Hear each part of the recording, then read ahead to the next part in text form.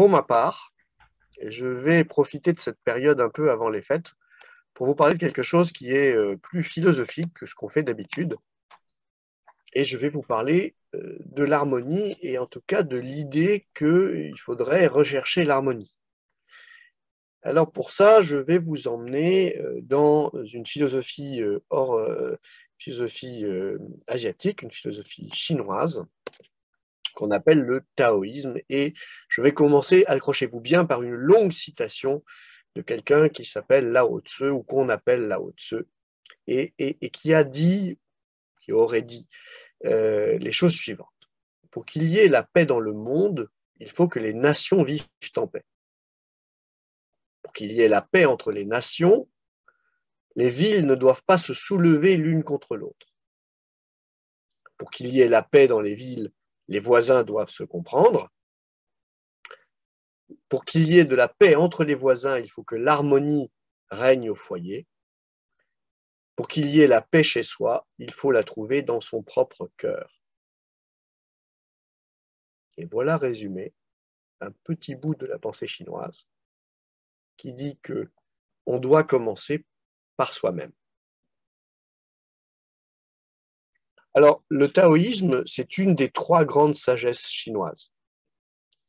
Il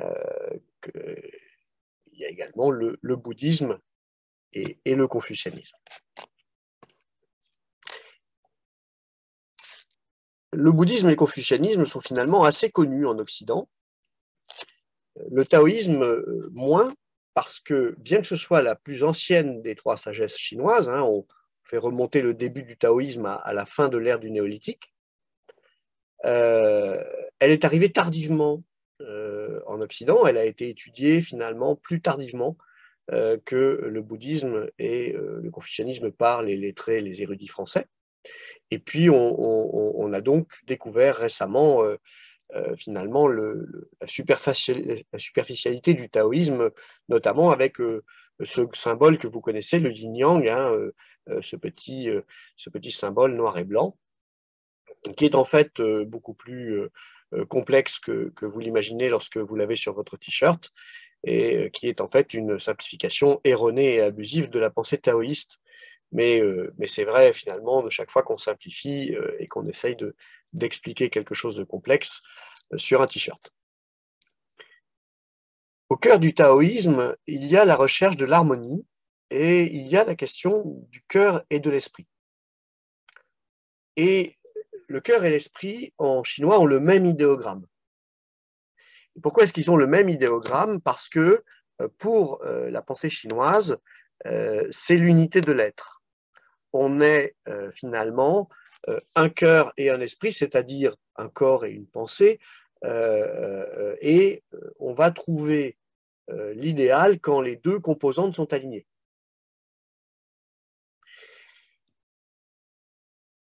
On va aussi rechercher dans le taoïsme l'accord avec la nature avec un grand N, c'est-à-dire la nature, l'univers, tout ce qui nous dépasse, tout ce qui fonctionne indépendamment de notre volonté. Et pour les taoïstes, être en accord avec l'univers, c'est un gage de fertilité, c'est-à-dire que les actions qu'on mène ont une forme de succès. Lorsqu'on sème et que ça pousse, c'est que finalement, on était en accord avec le fonctionnement de la terre, de la graine, etc. Et au cœur de l'idée du taoïsme, c'est que tout est simple et évident. Donc, bienvenue dans un monde simple et évident. Ce n'est pas forcément facile à raccrocher avec la pensée complexe, mais nous allons essayer ensemble de décortiquer tout cela. Pour vous donner un exemple, les taoïstes aiment beaucoup parler de l'eau, l'eau qui, finalement, lorsqu'elle dévale dans le torrent, évite le rocher, trouve un chemin, l'eau trouve toujours un chemin pour rejoindre l'océan. Et donc, il y a cette idée que la fluidité est supérieure à la rigueur. On peut dire, par exemple, dans un art martial comme le tai chi, on peut dire le doux bat le dur. C'est très subtil, c'est très beau à raconter, et puis c'est un petit peu plus difficile à mettre en pratique. Le doux bat le dur, l'eau contourne le rocher et trouve son objectif, rejoindre l'océan. Alors, puisque on est un petit peu en hauteur, essayons de voir comment ça s'applique quand même à nos vies d'entrepreneurs. Alors, si je vous parle d'une action fluide et sans effort, eh bien, vous n'avez pas forcément pensé à la négociation. Et pourtant, dans une négociation, écouter, mais vraiment écouter, plutôt que parler, on sait tous que c'est extrêmement utile. Et donc, quand on utilise, comme on le fait nous chez Melchior Chassagne et compagnie, la négociation raisonnée, on sait qu'une grande partie des échanges consiste à comprendre les intérêts des parties en jeu. Et pour comprendre les intérêts, non pas les positions, il y a une méthode simple, c'est de poser la question pourquoi ? Pourquoi, jusqu'à ce qu'on arrive finalement au cœur de la motivation derrière, au cœur de l'intention derrière la position que vous a proposé votre partenaire en négociation. Et ça se fait effectivement par une écoute active. Toujours pareil, en négociation, parfois il faut laisser la situation se développer pour mieux la comprendre. C'est-à-dire que lorsqu'un partenaire dans une négociation agit ou demande des choses qui vous paraissent étranges ou inacceptables, au lieu de s'opposer instantanément à la demande, on peut peut-être se poser la question de mais finalement, pourquoi est-ce qu'il demande ça? Attendons de voir où il veut en venir. Et donc, c'est une posture qui est une posture de non-agir, c'est une posture dans laquelle on va laisser finalement les choses se développer, la pousse grandir, l'arbre fleurir, donner des fruits, et c'est à ce moment-là qu'on comprendra que c'est un pommier. Puisque pour tous ceux d'entre vous qui, comme moi, ne savent pas faire la différence en regardant les feuilles entre un pommier et un poirier, c'est beaucoup plus facile de faire ça au moment où l'arbre a des fruits. Et puis, dernière idée derrière l'action fluide et sans effort, plutôt que d'imposer une solution qu'on aurait imaginée de son côté, on peut ouvrir des options. Hein, c'est la fameuse phase « et si nous construisions un projet sur plusieurs années plutôt qu'un projet qui s'écoulerait sur 6 mois, est-ce que ça changerait quelque chose pour vous? Et si nous cherchions quelque chose qui serait mutuellement bénéfique, est-ce que vous pensez que ça pourrait être intéressant? Bref, ne pas venir avec des solutions, mais ouvrir des options et chercher finalement la co-construction. Vous voyez, lorsque vous pratiquez la négociation de cette façon-là, vous n'en êtes peut-être pas conscient, mais vous n'êtes pas très loin des principes du taoïsme. Alors, oui, très bien, qu'est-ce qu'on peut dire finalement, qu'est-ce qu'on peut pratiquer pour mettre ça dans notre vie d'entrepreneur concrètement? Eh bien, on peut bien entendu prendre plus de temps pour être immobile. Alors ça, c'est quelque chose qui est contradictoire avec la vie d'entrepreneur. Un entrepreneur, c'est quelqu'un qui est dans l'action, c'est quelqu'un qui va de l'avant, c'est quelqu'un qui prend des décisions, c'est quelqu'un qui sait aller et emmener ses collaborateurs dans une direction. Oui, c'est vrai. Oui, c'est vrai. Mais de la même manière que lorsqu'on veut traverser l'Atlantique avec son voilier, on commence d'abord par passer un peu de temps sur les cartes et sur les prévisions météo. Autrement dit, on passe du temps à préparer avant le voyage. De la même manière, lorsqu'on est un entrepreneur, on peut passer un petit peu de temps à réfléchir, à se dire finalement que va être l'année prochaine, et ça tombe bien, on rentre dans une période, la période des fêtes de fin d'année, dans laquelle il est propice de se poser des questions sur l'année qui vient, prendre des bonnes décisions éventuellement, mais surtout regarder le futur, être immobile un instant. Alors je ne pense pas à tous ceux qui vont essayer jusqu'au 31 décembre à minuit de signer des contrats pour terminer un 2022, pardon, un 2021 qui aura peut-être été compliqué. Bien sûr, pour cela, c'est l'action qui prime jusqu'au dernier moment, mais il y aura bien un moment pour faire un peu d'immobilité, pour faire un peu de calme et pour regarder devant soi. Autre conseil que nous proposent les taoïstes, faire l'expérience du monde. C'est-à-dire ne pas accepter, ne pas imaginer qu'on comprend, mais aller se mettre en situation. Je vous donne un exemple, il y a un grand entrepreneur français, Bernard Arnault, qui, alors qu'il est une des plus grandes fortunes mondiales, continue d'aller dans chacun de ses points de vente, et dans chacun de ces points de vente, va regarder comment les objets de Louis Vuitton sont présentés. Pourquoi? Un des points clés de Vuitton, c'est la rentabilité au mètre carré de ces magasins. La rentabilité au mètre carré de ces magasins, c'est le client qui rentre, qui regarde un objet, qui le désire et qui l'achète. Donc si l'objet est mal présenté, en tout cas c'est ce que pense Bernard Arnault, c'est un problème. Et donc je suis un entrepreneur finalement d'un grand groupe, je vais quand même aller m'intéresser à la façon dont mon produit est présenté. Je vais aller faire l'expérience que mon client vit lorsqu'il veut acquérir un produit Vuitton. Combien d'entre nous font l'expérience du parcours client comme si on cherchait à joindre votre entreprise aujourd'hui? Eh bien, je peux le dire, pas assez et pas assez souvent. Donc, taoïsme, pragmatisme, faites l'expérience, allez vous mettre en situation. Autre conseil des taoïstes, soyez attentifs. Attentifs, eh bien, lorsqu'on est immobile et qu'on est dans l'expérience, on peut voir des niveaux de détail auxquels on n'aurait pas accès si on passe en courant. Par exemple, allez vous asseoir quelques minutes dans le service comptable de votre entreprise, prenez le café avec cette équipe et vous apprendrez sur votre propre entreprise des éléments que vos tableaux de contrôle de gestion ne mentionnent pas. C'est une façon d'être attentif aux détails en donnant un espace.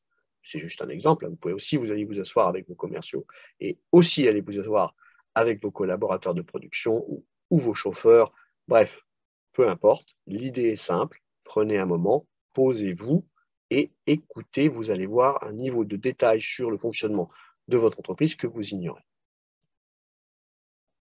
Et puis, dernière chose, et c'est le thème de cette chronique, rechercher l'harmonie. Ah, alors qu'est-ce que c'est que l'harmonie? L'harmonie, c'est un petit peu comme quand tous les instruments d'un orchestre se mettent à jouer ensemble, chacun au bon moment, chacun sa partition, et que le résultat est harmonieux. Voilà une façon de décrire l'harmonie. Mais c'est aussi privilégier la situation avant l'effet. Alors, qu'est-ce qu'on veut dire par là? L'idée est simple, c'est que les choses vont se produire en fonction de ce que vous avez préparé.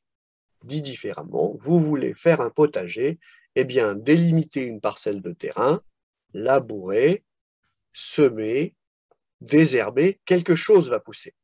Comme tous les jardiniers vous le diront, on ne sait pas vraiment ce qui va marcher. Cette année, les tulipes, l'année prochaine, les poireaux, on ne sait pas. Donc, en revanche, ce qu'on sait, c'est que si on ne travaille pas un espace pour que les choses puissent pousser, eh bien, ça n'arrivera que finalement assez peu, un peu par hasard. Et donc, quand on cherche l'effet, c'est contre-intuitif, mais on doit d'abord rechercher l'harmonie de la situation. Deuxième idée, il faut accepter que ceux qui vous entourent ne sont pas toujours calmes. Alors, si vous vivez au milieu d'un monastère bouddhiste et que vous n'avez que des saints qui vous entourent, peut-être que vous vous dites, après tout, je suis entouré d'êtres calmes. Mais il y a plein de petites histoires bouddhistes qui montrent que ça n'est pas du tout le cas. Et même si l'exemple de Bouddha, en l'occurrence assis sous son arbre méditant, est celui que retiennent les bouddhistes, d'aller chercher à l'intérieur le calme, pourquoi est-ce qu'on a besoin d'aller chercher le calme à l'intérieur? Parce qu'en général, ce n'est pas le cas. Donc, ça n'est pas le cas pour vous et moi. Si nous l'atteignons, chouette, mais ce n'est pas pour autant que ceux qui sont autour de nous sont calmes. Et donc, il faut laisser un espace pour que les gens qui vous entourent trouvent avec vous cette harmonie dans le calme. Enfin, il y a l'idée que ce qui fonctionne, c'est le vide. Deux grandes pistes nous donnent les taoïstes. Le pivot, c'est-à-dire que la charrette avance parce que la roue tourne autour de l'axe, mais l'axe lui-même est immobile, il est comme vide en fait. Il ne participe pas autrement que par sa présence au mouvement. Ou bien la jarre vide, qui est aussi un exemple que vous trouverez dans plusieurs philosophies, qui est de dire rien ne peut rentrer dans un pot qui est plein. Il faut d'abord vider le pot pour que la pluie, par exemple, pour que ce qui doit rentrer, ce qui peut contenir, puisse rentrer. Et donc, c'est un petit peu le rôle de l'entrepreneur, c'est-à-dire de ne pas arriver tout le temps avec des solutions, mais par exemple, d'essayer d'être à l'écoute de ses collaborateurs qui, eux, sont au contact du terrain et qui savent peut-être bien mieux que lui ce qui se passe. Autre idée, la patience. Alors la patience, on se dit, ça va durer des heures, et beaucoup d'entrepreneurs sont impatients de nature. Je voudrais que ça se signe aujourd'hui, je voudrais que ça soit fait pour hier, je voudrais qu'on ait atteint nos objectifs de l'année, je voudrais, bref, tout cela est juste et raisonnable. Mais est-ce qu'on est dans une posture d'impatience ou est-ce qu'on a l'espace, dans les arts martiaux, où on dit un battement de cœur ou une respiration? Donc on est d'accord, une respiration c'est plus long, un battement de cœur c'est plus fin, hein, c'est plus court. Mais de toute façon, on ne parle pas d'un grand moment. Pendant la durée de cette chronique, on a tous respiré, moi y compris, de nombreuses fois. Et donc la patience, c'est parfois juste un petit instant. Enfin, pour rechercher l'harmonie, il faut clarifier son intention. Et c'est peut-être le plus difficile à faire, parce que ça suppose pendant un instant de se poser la question de qu'est-ce que je souhaite? Et si vous souhaitez ardemment le succès de quelque chose, encore une fois tout à fait honorable, eh bien, ce petit espace va vous donner le temps de vous poser la question. Y a-t-il suffisamment d'harmonie dans la situation pour que cela puisse se produire?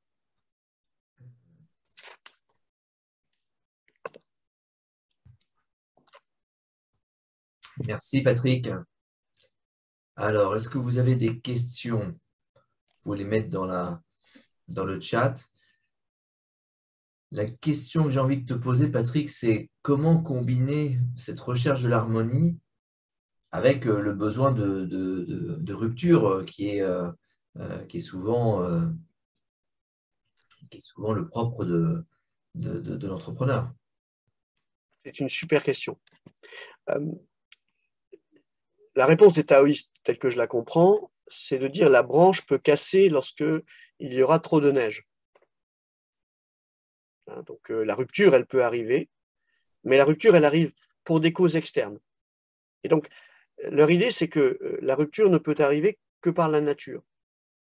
Et que si c'est l'être humain qui la provoque, finalement, si c'est le désir de faire, le désir de dire que le désir que le résultat soit obtenu finalement plus tôt que la nature ne peut l'obtenir, à ce moment-là, on n'est plus en accord avec la nature. Et tu vois, c'est le moment où on dit, c'est un proverbe que beaucoup de clients m'ont entendu donner au cours des 25 dernières années, on ne fait pas fleurir une plante en tirant sur la tige. Et donc, il y a un moment pour la récolte, et là, un moment pour la récolte, c'est quand c'est mûr. Et avant ça, c'est pas mûr. Voilà. Donc, le désir d'aller vite, il est effectivement parfois juste. Si la pomme tombe et que tu veux l'attraper avant qu'elle tombe de l'arbre, et si tu veux attraper le lapin qui passe pour le mettre dans la casserole, il va falloir être rapide. Mais c'est juste. Si tu veux cueillir ta pomme quand elle est verte, c'est un problème. Je ne sais pas si j'ai répondu, mais c'est tout le paradoxe. Finalement, est-ce qu'on peut être un entrepreneur et être patient? Est-ce qu'on peut créer la rupture quand c'est le bon moment? Moi, je constate beaucoup, par exemple dans l'innovation, toi aussi, que souvent l'entrepreneur a 5 ou 10 ans d'avance sur son marché. Et intellectuellement, technologiquement, c'est au point, mais le marché lui-même n'en est pas là. Et donc, on voit beaucoup d'entreprises qui s'épuisent à essayer de trouver un marché, alors que la réalité, c'est qu'il va arriver ce marché. Il va arriver un peu plus tard. Et on n'y peut rien. On ne peut pas faire l'acceptation des nouveaux usages avant qu'ils se produisent finalement naturellement. Est-ce que la technologie est un enabler? Probablement oui. Mais est-ce que la technologie va déclencher l'usage automatiquement? Eh bien, depuis finalement assez longtemps, on sait que ce n'est pas le cas. Merci beaucoup, Patrick, pour ce moment de philosophie. Il y en a aussi, hein. Pardon? Il y en a aussi. De la philosophie? Oui, chez toi, avec cette question du deuil, nous allons bientôt faire le deuil de l'année 2021 et préparer 2022. Oui, je ne suis pas sûr qu'elle nous manque énormément. Nous allons passer par le déni, la colère, l'acceptation, la tristesse. La tristesse et l'acceptation, je l'espère, pour chacun d'entre vous. En tout cas, nous vous En souhaitons… principe, le deuil est lié au fait qu'on a perdu quelque chose de cher. Moi, je peux dire qu'en 2021, on a pris cher. Alors, je ne sais pas si ça marche aussi. Je crois que c'est l'inverse. Nous vous Euh, souhaitons un très bon week-end, une très belle fin de journée, un très bon week-end. En ce qui me concerne, je ne suis pas sûr de vous rejoindre la semaine prochaine, mais j'essaierai pour partager avec vous peut-être encore un moment de sagesse. En fait, la semaine prochaine, on sera le 24, donc il est probable qu'on ne fasse pas de, de, de chronique ni le 24 ni le 31, mais qu'on se retrouve le 7 janvier, tous ensemble, de bonne heure et de bonne humeur. On fera peut-être une chronique sur les bonnes résolutions, on va savoir. Alors ça sera, on va essayer d'éviter le marronnier, mais pouvons-nous vraiment lutter contre un marronnier? Eh bien, il faudra en tout cas qu'on le traite comme d'habitude avec un angle particulier, celui de l'entrepreneur, puisqu'après tout, on ne sait faire que ça. Donc, soyez patient, cherchez l'harmonie, et peut-être que le 7 janvier, vous aurez une liste de bonnes résolutions à la mission. Allez savoir.